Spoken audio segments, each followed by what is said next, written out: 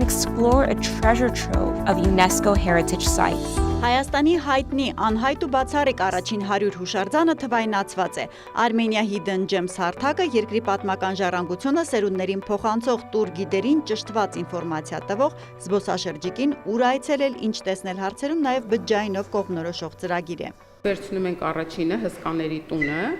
այստեղ անմիջապես մենյու է իջնում about the monument, այսինքն հուշարձանի մասին, գիտական նկարագրություն, նկարներ, վիդեոներ, ինչպես հասնել այնտեղ, եւ անգլերեն եւ հայերեն ունենք, շուտով արաբերենը կունենանք, եւ այստեղ նաեւ երկու տիպի տեքստ ունենք, մեկը գիտական տեքստ է, իսկ մյուսը մարքեթինգային։ Տեքստերն ու տվյալները Հայաստանի ամերիկյան համալսարանի ստեղծած այս հարթակի համար մշակել են Գիտությունների ակադեմիայի հնագիտության եւ ազգագրության ինստիտուտից։ Հարթակը հուշարձանները ներկայացնում է ըստ ժամանակաշրջանի, մարզերի ու տեսակների, ուղեկցող սիրուն ֆոտոներով ու դրոնով արված վիդեոներով։ Նախագիծը մեր գանձերը թվայնացնելու երջանկահիշատակ Գրեգորի Արեշյանի մեծ նպատակի մեկնարկն է, որ իրականություն է դարձել Քրիստին Սիմոնի առատաձեռն աջակցությամբ հայտարարեց Մանուկյան գործարարության եւ տնտեսագիտության ֆակուլտետի դեկանը։ Նա կարևորում էր, որ մեր ժառանգությունը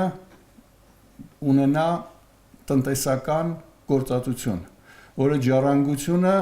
ժողովրդին, բնակիչներին, որոնք բնակվում են մոտակայքում, որոնք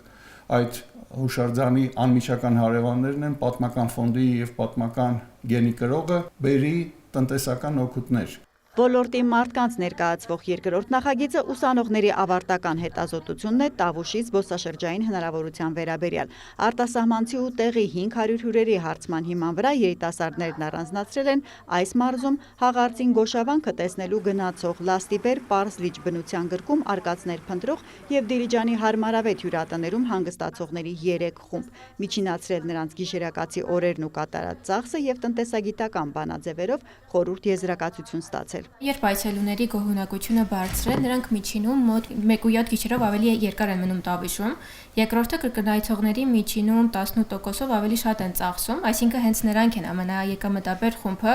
եւ երրորդը մեր ամենաուժեղ շուկան իմաստ տալիս փորձառություններ որոնող ինքնուրույն ճանապարհորդող այցելուներն են։ Տավուշը կարևոր ուղղություն է Դիլիջանը պետության կողմից առանձնացված 7 կլաստերներից մեկն է հայտարարեց միջոցառմանը մասնակցող զբոսաշրջության կոմիտեի ղեկավարը։ Դահլիճից հնչած հարցինի պատասխան Լուսինե Գևորգյանն ասաց. «Դեմ է քայլարշավային արահետները Հայաստանում վճարովի դարձնելու գաղափարին, բայց օրինակ Արենի 1 քարանձավում մուտքի 1000 դրամ վճարը կարծում է պետք է բարձրացնել, որ շատ այցերից հուշարձանը չվնասվի»։ Ես կարծում եմ 1000 դրամի փոխարեն կարելի է սահմանել 2000 դրամ կամ 3000 դրամ, ունենալ զբոսաշրջիկների կեսը, այցելողների կեսը եւ